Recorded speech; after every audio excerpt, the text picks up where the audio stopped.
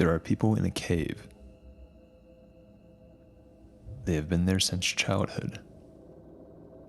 They are chained up. All they can see is the wall of the cave. Behind them burns a fire. Between the fire and the prisoners, there is a parapet along which puppeteers can walk.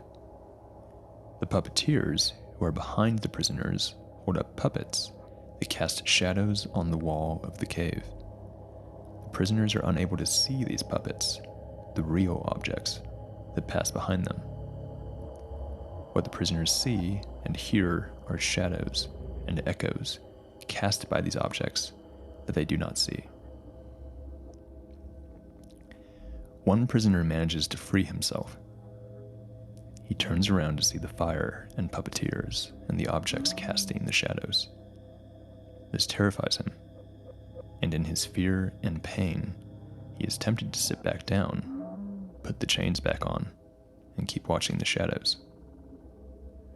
But he sees a faint light at the back of the cave, a potential, a hope, and despite his fear, he feels compelled to follow it.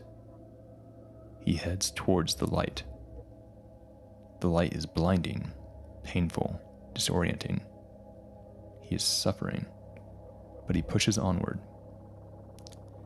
As he climbs, his eyes adjust to the light. It's still painful, but he's able to handle more and more as he adjusts. He continues to follow it, traveling up and up through the cave, the light getting brighter and brighter, until finally he emerges into broad daylight. Finally outdoors, he sees a whole new world he was previously unaware of, the real world. It is full of beauty and life and wonder and meaning. He realizes that he has been a prisoner all of his life, but now he is free. Overjoyed by his discovery, the man returns into the cave to free the others. He finds them in the place he used to sit, shackled to the floor, watching the shadows. And he shouts, "Wake up, wake up. You're living in an illusion. Follow me and I will show you the truth. I will set you free." But the prisoners are startled by his shouting. They cover their ears. He motions towards the entrance, but they shudder at the light as they turn their heads to look. He kneels down to undo their chains, but they push him away. Wake up, he keeps shouting, tugging and pulling on their arms, desperately trying to get them to stand up and leave. But they do not wish to be disturbed. The prisoners become so agitated by the man that together they turn on him. They strangle him with their chains and toss his corpse aside. With that disturbance finally over, they sit back down and return to watching the shadows.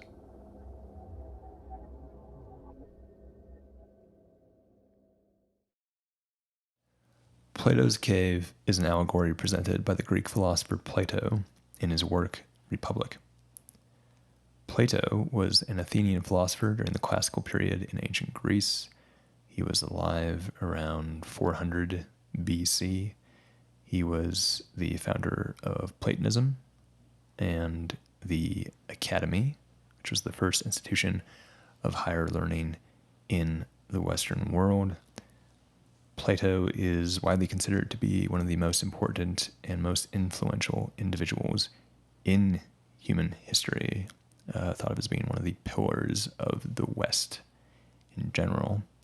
And we're exploring his famous allegory of the cave because we feel like it relates to shadow quite a bit. It's a good myth, a sort of universal myth, this archetypal pattern of being immersed in shadow, which all of us are, and the journey to confronting that shadow, shining a light on it, and journeying further and further into the light. And that's in some ways what shadow work is.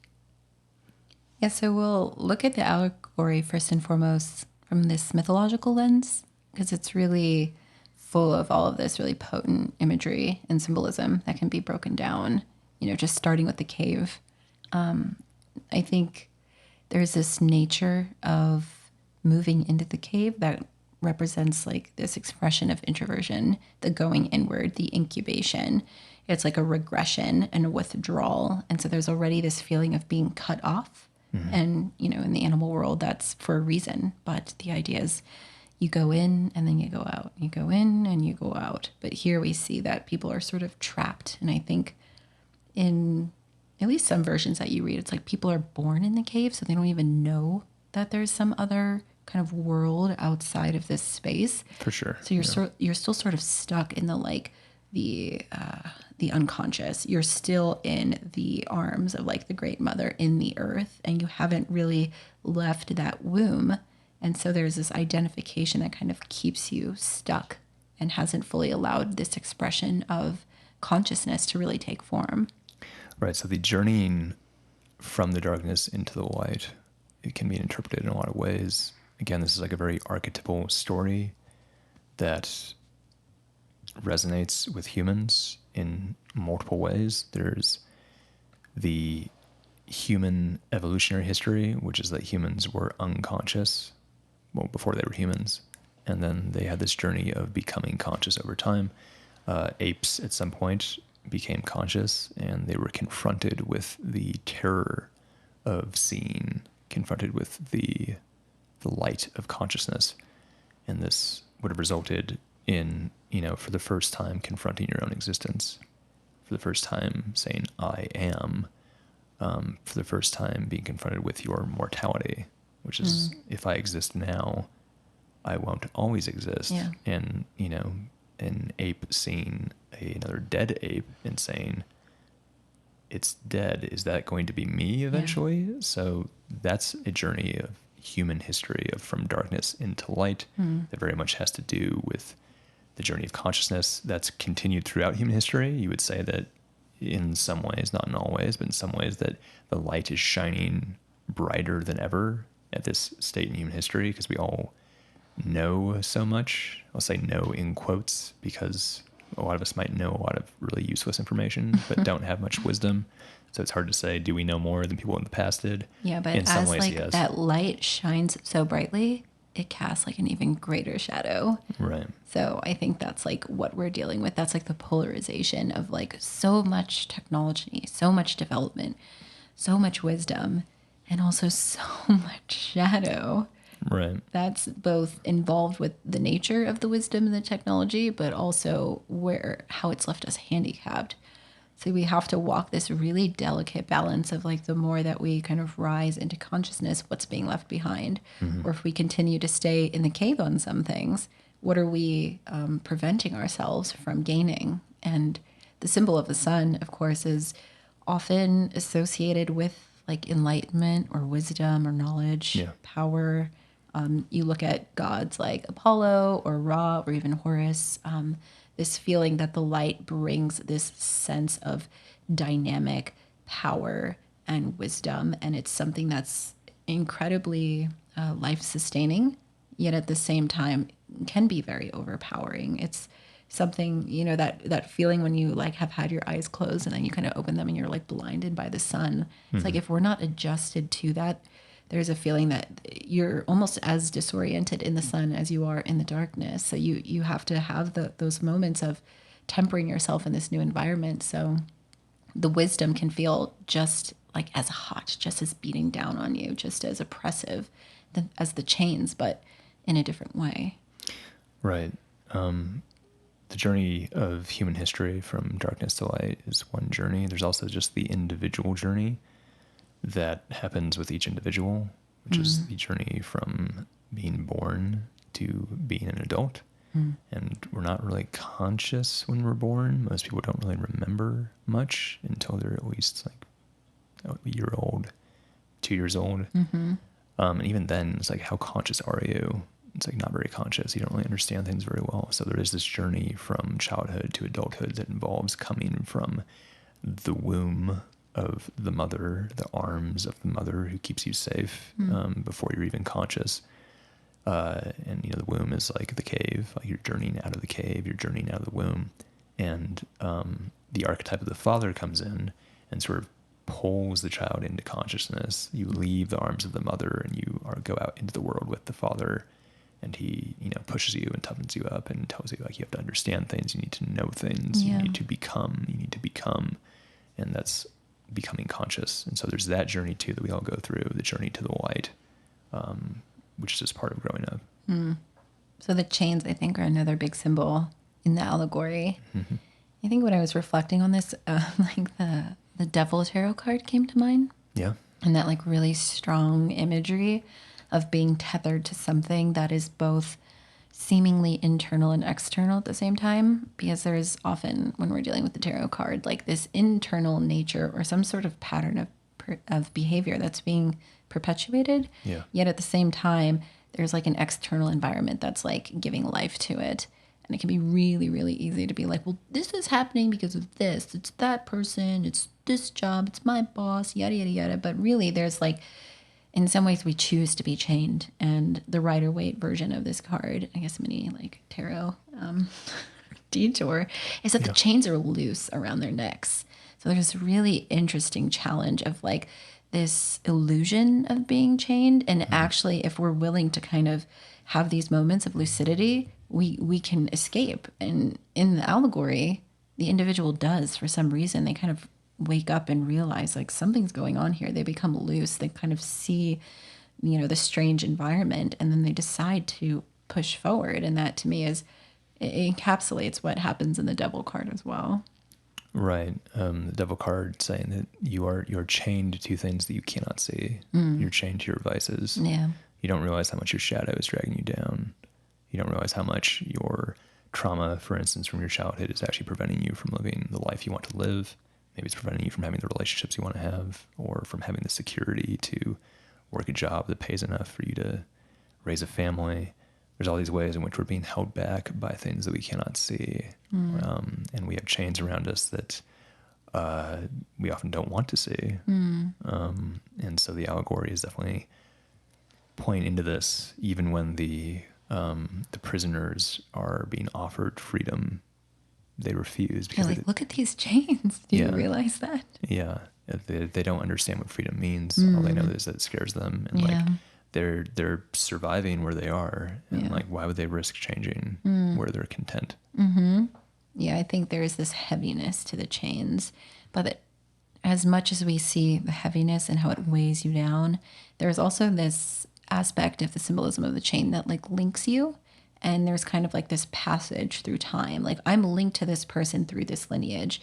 I'm linked to them through this knowledge that's been passed down and passed down. So there's this like dynamic connection and unfolding. And in the allegory, they're born in the cave. This is all they've ever known. This has been passed down to them. And sometimes it's really hard to break out of these almost like karmic shackles or the structures that have been built around you, because it's all you've ever known. It's what you identify as. It's maybe what even gives your life meaning. And to have to tear that down and rebuild it is something that can be extremely terrifying.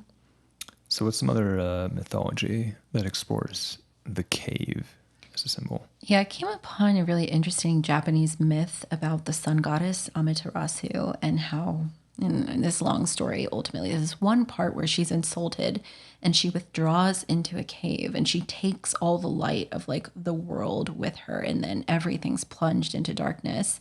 So we're seeing this interesting regression, and in this case, the Sun Goddess is purposefully choosing to go into the cave. But what I found most interesting was that the god of wisdom, he kind of led the other kind of pantheon gods to help get her out. So it's like that embodiment, that personification of philosophy, of wisdom, of knowledge, of trying to kind of pierce deeper into reality that made the plan. And so what they do is they like make all this noise outside of the cave, and she becomes curious. So she decides to, open the rock.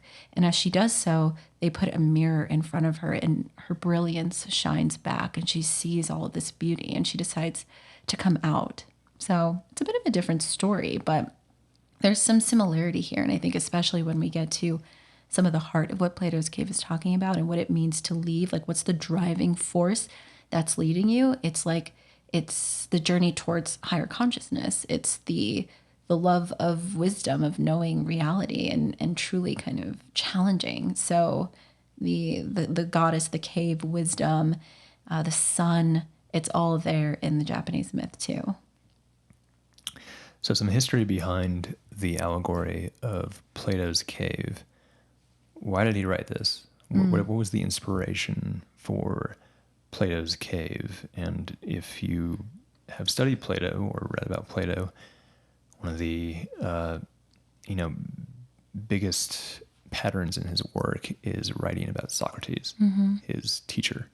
And Socrates is a really interesting figure because Socrates didn't write anything, or if he did, it wasn't maintained or didn't survive until modern times. And a lot of the stuff we know about Socrates is just purely through Plato's writings describing Socrates.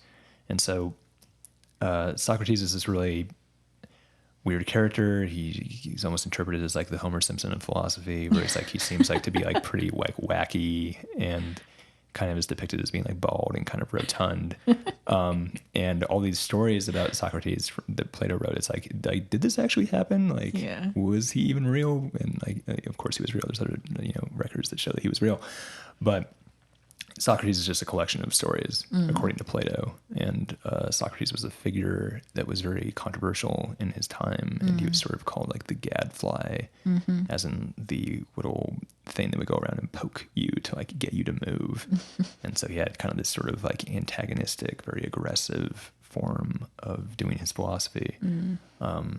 And one of those methods he employed was like the Socratic Method, or Elenchus, I believe it was called, of having a conversation with someone and just asking them questions about their propositions. And so people would make propositions about, it's good to have many children.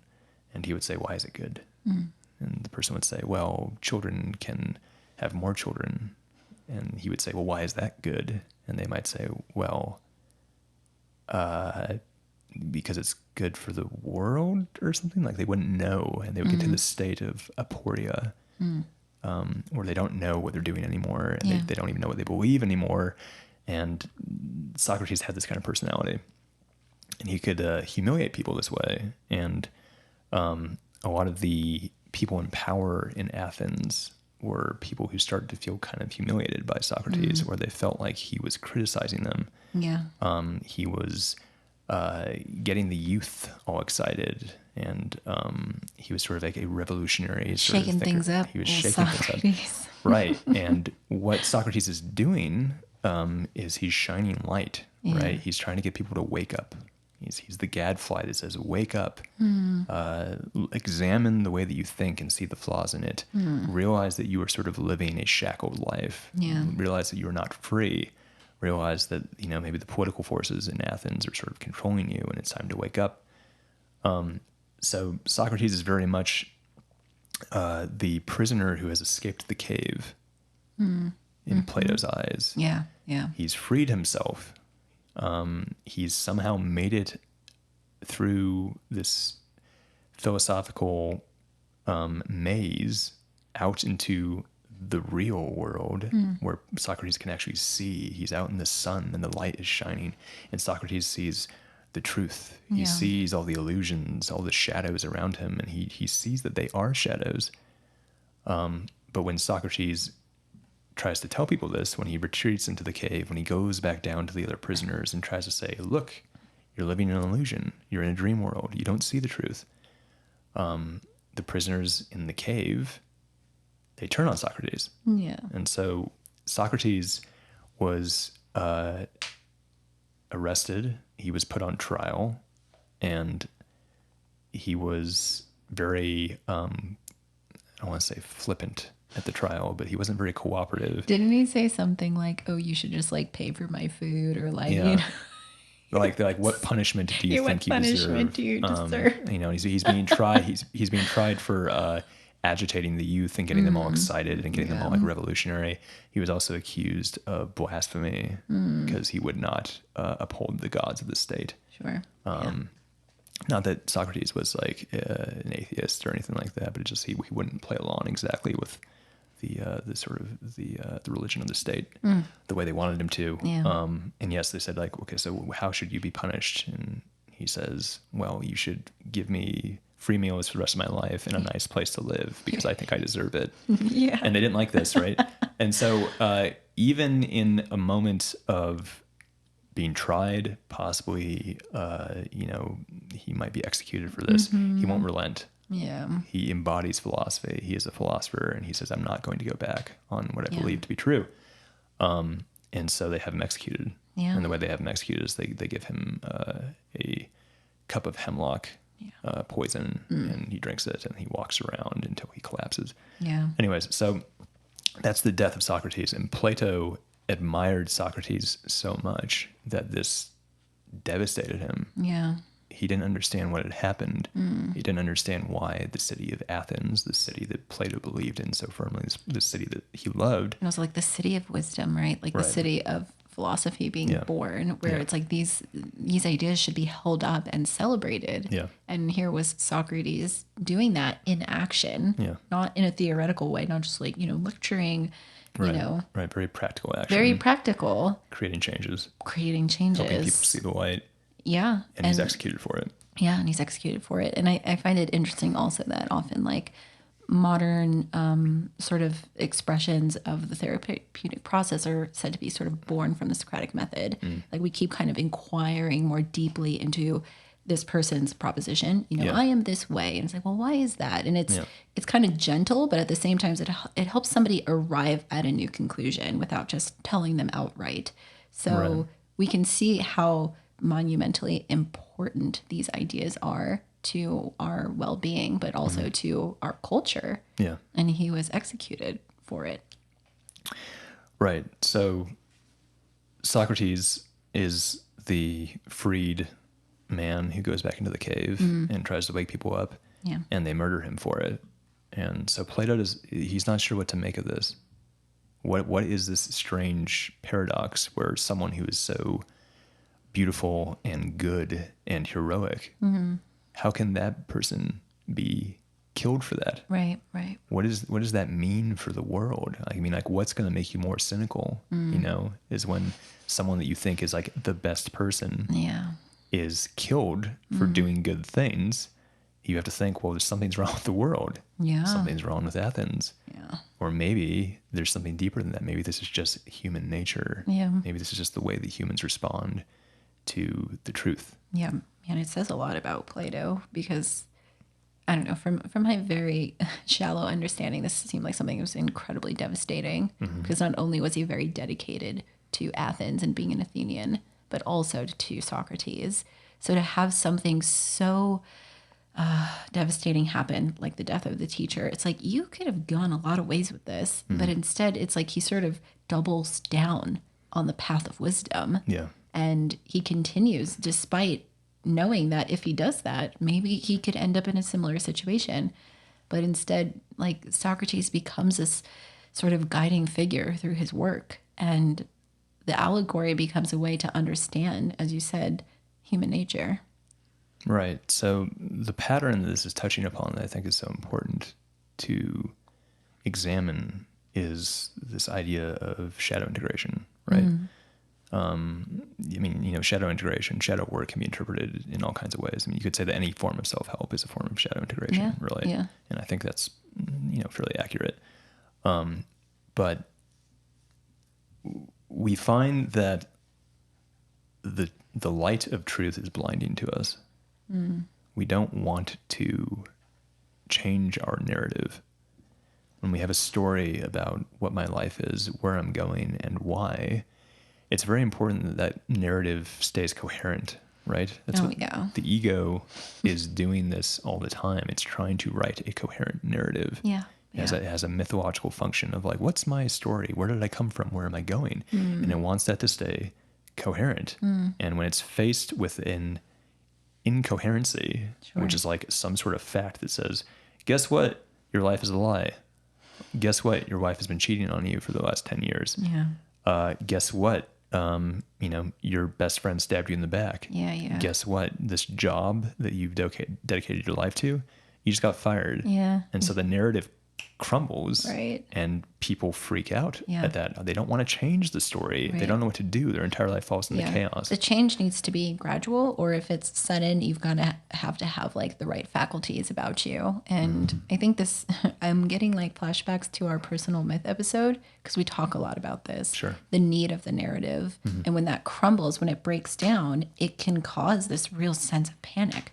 So as an individual kind of comes back into the cave wanting to shine light, you're ultimately saying, look at the way all of this has been an illusion. And what happens? People retaliate. There can be this extremely intense response to it.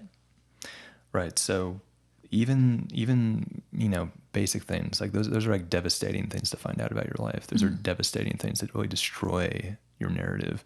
But even small things, you try to tell one of your friends, like, hey, I think you might have like a drinking problem. I feel like I'm observing you drink a little too often and a little too much. Most people will respond to that like, excuse me? I don't have a problem. Either I don't have a problem, which is like, again, maintain the narrative. Yeah. I don't have a problem. But it's also just like, how dare you judge me? Right. Or like, it seems like when someone's kind of pushing back, you get really defensive and your tone kind of changes. Right. And they're like, no, I don't. Yeah. How dare you say that? Right. I'm always open to conversation. Right. Or it seems like, you kind of like have a grudge against like my girlfriend. Right. And it's like, Yeah. no, I don't hold grudges against people. I'm nice to everyone. I'm completely accepting towards everyone. And people don't want to hear things like, oh, guess what? It turns out, you're kind of a bad person. It's like anything that sounds like that, Right. There's a kind of rejection, like it does not compute. Right. And that is part of the difficulty of this notion of truth. Truth is slippery. It's not very easy to assert what truth actually is at any given moment. Not to say that truth is all relative. There definitely is, I would say, a kind of notion of objective truth. But all that being said, the truth is hard to hear. The truth hurts, right? Ignorance is bliss, right? And so this is, we see it in our lives. If you try to go around telling people the truth all the time, I'd say more power to you. That's great. I think that's an important thing for people to kind of strive towards. But you'll find that a lot of people won't like you very much if you are constantly saying whatever is on your mind, if you're being totally honest all the time, if you point out something that doesn't seem like it's like proper, like someone's behavior, someone's relationship, the way they're raising their child, if you point those things out like loudly, people don't like that. Right. Well, sometimes it can feel like you lack like the social nuance, or it's not being delivered very well. And I think other times it's just like, well, we all know that, but we don't talk about it, Right. So there's like this really fine line that you have to dance around between being able to sense these things, know that maybe there needs to be some sort of discussion around it, but also being able to deliver it in a way that can hopefully be received.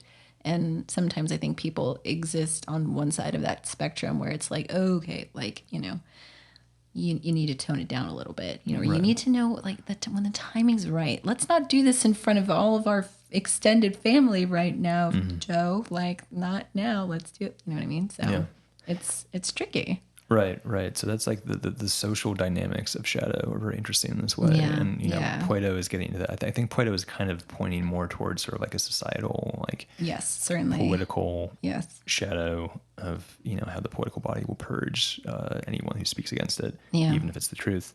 But this is true even on a personal level, just in your own life. It's what shadow work is, right? Yeah. So there is something inside of us that we've repressed or denied, or we just haven't explored yet. Maybe it's good, maybe it's bad, maybe it's trauma that we don't want to revisit, bad memories. I mean, when someone tells you how amazing you are and you just like deny that, and there's like just feeling of like, no, that's me. In fact, like, because then you have to admit to yourself, I am good, I am worthy, I am fantastic. I can get that thing I want. That is just as threatening as saying like, hey, you have an anger problem. Yeah. Right. I mean, you could tell someone like, you are capable of raising a family. Mm-hmm. You can meet someone and get married and have children. Yeah. That's kind of a shadow thing because they want to say, well, I don't think I can. And if I maintain that I can't, I have no responsibility to do so. Yeah. If I believe that I can do that, okay, now I have the responsibility to go do it. Now you have to move into that environment of fear and uncertainty. But that's like that's where the transformation happens, right? And that's the trick.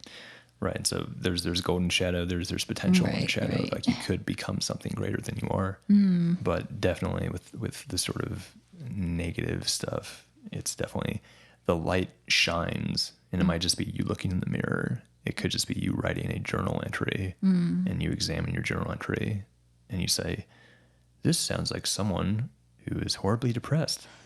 And like you're revealing light to yourself. Yeah. You're shining light on yourself because externalization does that. And that can be tough. Yeah. What do you do with that? Yeah. If you realize that you're horribly depressed, that's not a good thing to find out. Yeah. And it's scary. And you could say, well, shit, I have to like go do something about this. I have to admit to myself that my life is not going well, which is a really scary thing to admit. Yeah. Or, you know what, I can just like throw this journal entry away and I can like go get drunk. You know, and that's, people usually do the latter more than they do the former. Yeah. Yeah. What are some other examples that we can look at to really see the allegory at play? You mean like pop culture examples? Yeah. Right. So this is like a universal story, right? And we can see it in all these different places. I think a lot of, I mean, well, there's just like the hero's journey, which is like this battle between like the darkness and the light, right? So like Sauron is like the Lord of Darkness, and then like, you know, Aragorn is sort of like the warrior of light, and it's like, that's interesting. Like the symbolism of light and dark is already like deeply embedded in our psyche, and it's not just an allegory for the world of like, you know, being a good person prevails. It's also just like inside yourself, that like this evil darkness inside of you is something that you can engage with and integrate. But one of the most obvious modern myths that I wouldn't even say it explores Plato's cave, like it is Plato's cave, is The Matrix. And if you've seen The Matrix, it's essentially the story that I read out at the beginning of the podcast episode. Neo is imprisoned in a dream world, a world of shadows, a world of illusions. He's sort of shackled to his life, and he begins to break free of that. He sees a light. He sees some glimpse of something that's going to tell him the truth. Follow the white bunny, right? Right? Yeah. You know, he's searching for Morpheus on the internet, which means that like he has some sort of suspicion that there's something that he needs to find out. He's not sure what it is. So he's the prisoner, and he kind of breaks free, and he starts running up this tunnel towards the light.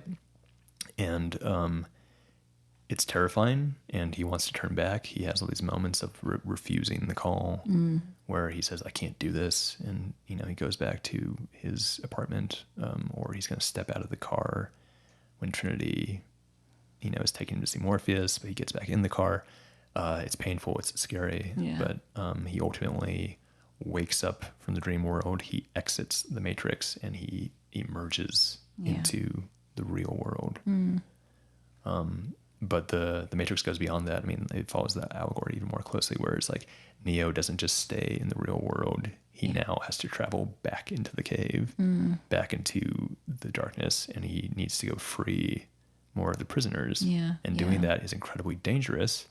And people travel back into the Matrix to free more prisoners, and they're killed frequently. Yeah. And there's also the way in which the actual structure of the sort of like keepers of the Matrix, I don't know how you want to say it, but like they're also trying to kill him. Not only is there like, it's like the programming says like if something doesn't fit here, it needs to be extinguished. And so you see the agents going after him, and the liberation is something that's ultimately like a very, very dangerous task. And that happens internally as well, the parts of you that are going to fight against it. But externally in your real world environment, you'll have that same type of pushback. Right. And at the societal level, if we're getting to like collective shadow, we can see the same pattern, right? Is that the system fights back Yeah. against anything that shakes it up or anything that's going to change the system. And this is almost like a natural process, right? It's not even so much that there's individual people within society or within a government that are doing this purging pattern of like when light emerges or when the shadow emerges in the collective, what does everyone do? When it comes out to the light, Right. what does the system do? The system usually forces it back down. That's true for the individual system. That's true for like our bodies, is that when shadow emerges, we want to push it back down and suppress it again and say, whoops, that got out for a second. Sorry, you had to see that, but it's gone now. Don't worry about that again. The same is true in society. And we've seen this pattern with, Socrates. Yeah. It's a real person. We assume that really happened. There's sort of the Christ archetype. The myth of Christ is almost surely an embellishment with all the stories of Christ, but it's based on a real person. That real person of Jesus can be verified by historical records that were created by like Roman historians at the time. But Christ was someone who spoke the truth. Christ was someone like Socrates. Yeah. And for speaking the truth and rallying sort of the masses to him, like shaking things up, he was sort of a threat to the system. Christ was viewed as a troublemaker, and that's why Christ was put to death. And so the Christ story is interestingly very similar to the Socrates story. Yeah. As someone who is the best possible person, like the hero of your life, your idol. Plato's idol was Socrates. He was such a hero, and Socrates was killed for being a hero.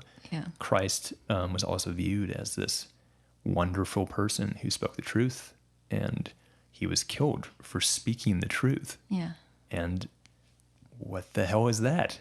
What does that mean? Yeah. What does that mean when like the most heroic person, the most beautiful person, the person who speaks the truth is murdered specifically for that? Yeah. Yeah. I think when we were talking about this, like MLK is what came to mind for me. Yeah. And it's like this idea about some sort of force, like a force of good, a force that wants to bring some balance back to the dynamic is seen as a threat and is ultimately then taken out, in this case, like assassinated. But we see these types of assassinations throughout our history. Yeah. As far back as Jesus or Socrates. I guess it's not necessarily an assassination with Christ. Like he was sort of paraded around and almost like made a figure, an example of in that case. And sometimes that is what happens. Yeah. Like you become. MLK was also, they were making an example. That's true. It's like, don't anyone else try to fight for civil rights, right? Like, or you'll get shot too. Yeah. I mean, Robert Kennedy was shot also, and he was like a big proponent of civil rights, although his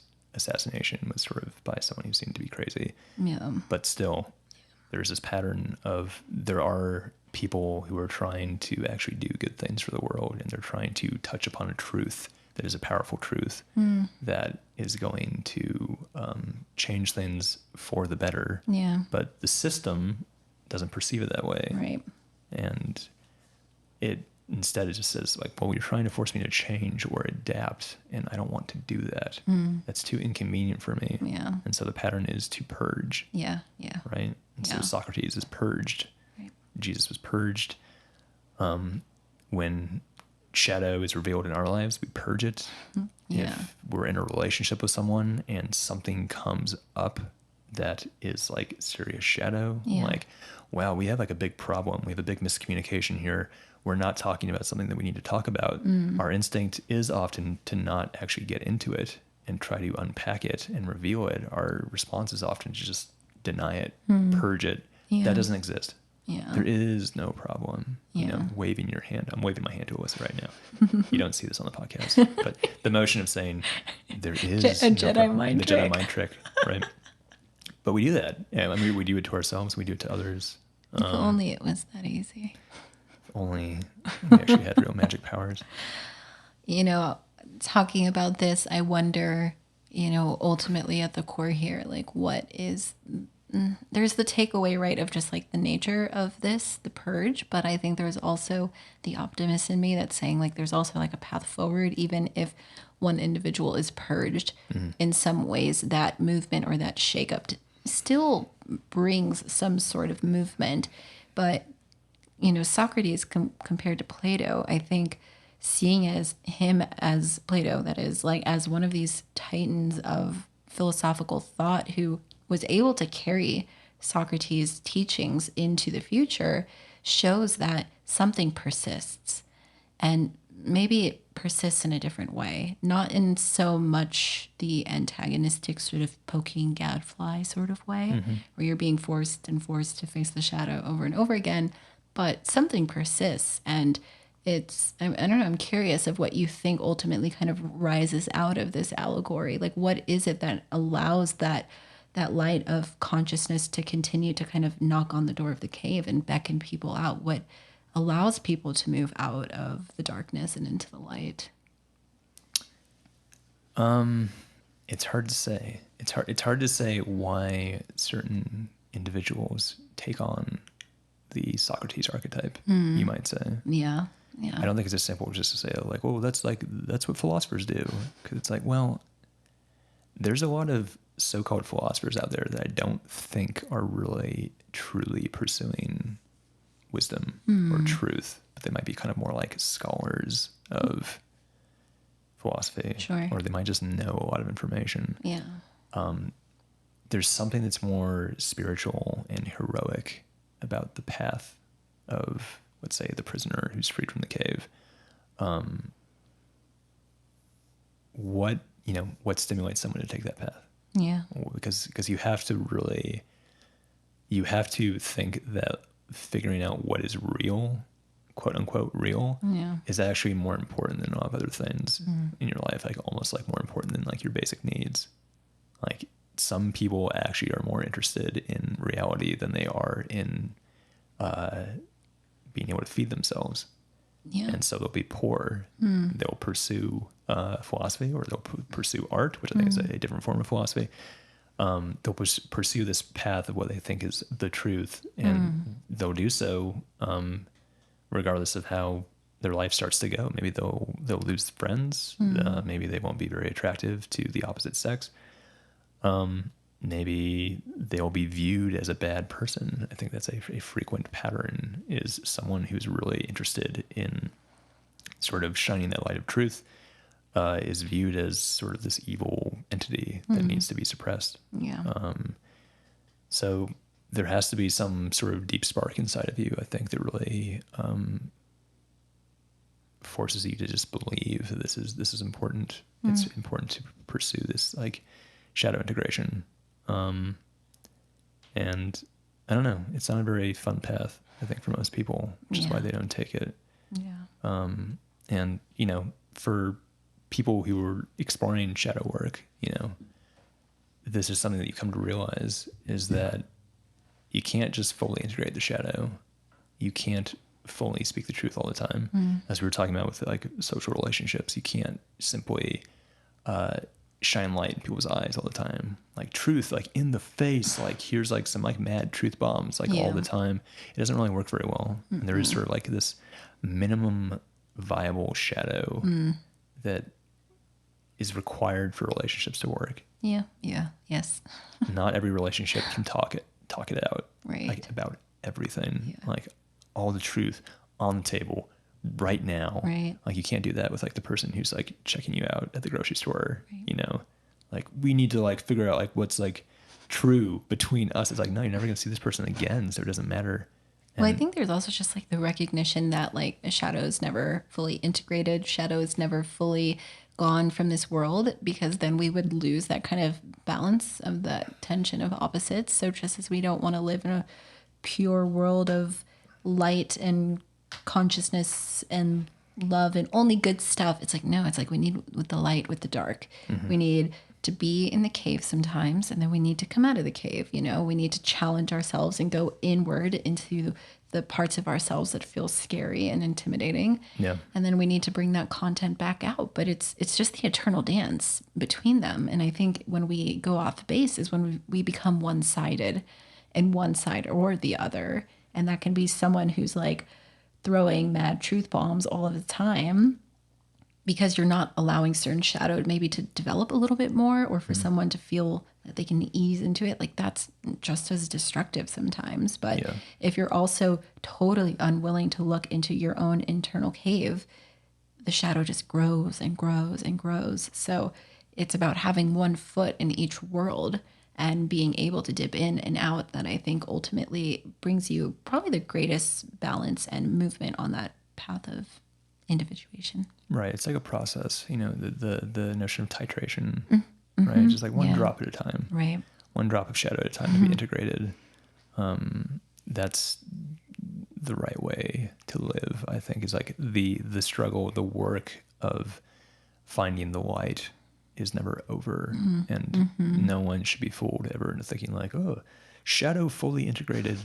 We remark on this a lot, but like we've heard people say this. Yeah. It's like, oh, I don't have a shadow. Right. I've integrated it completely. Yeah. It's like, you don't understand what it is. That it's a never ending process. Yeah. Your unconscious is always going to be full of stuff that you can't fully bring to light. Yeah. Or new things are generated, a new Daily. relationship, like Right. certain things develop now, like a new chapter of life. It's like you sort of feel like you can see the top of the mountain, but you never truly get there, it's a whole path you're walking for your entire life. And I don't know, I think reaching the peak or fully integrating is like, that's actual like transcendence. That's like death. That's Right. that's the mythological enlightenment. But then you're no longer of this world. Yeah. Because to be of this world is to have the shadow in the cave, but also to dance in the light.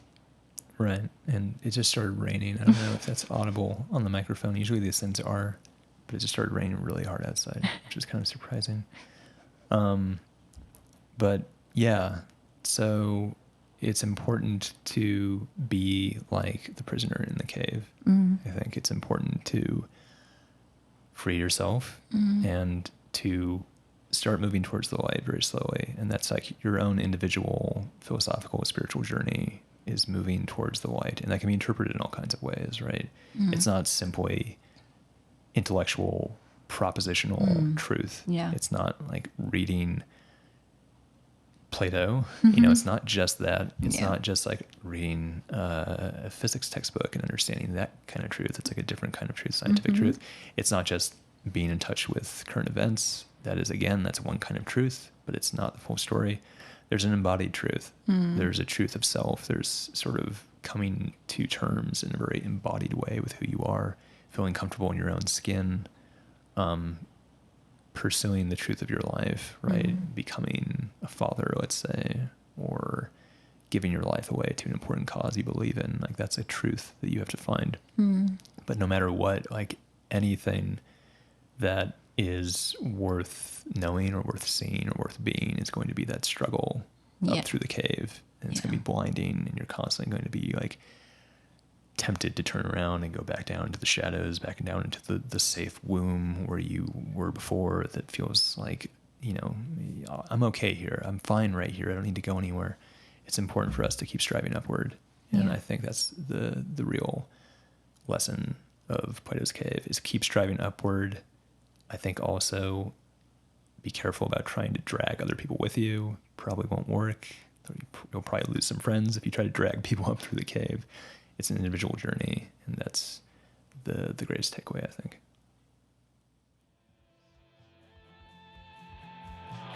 If you find this podcast useful, please consider supporting us on Patreon. Go to patreon.com/goldenshadow.org. If you'd like to keep up to date with our projects, attend one of our live events, or work one-on-one with myself or Arran, head to www.goldenshadow.org. Thanks for listening. See you later.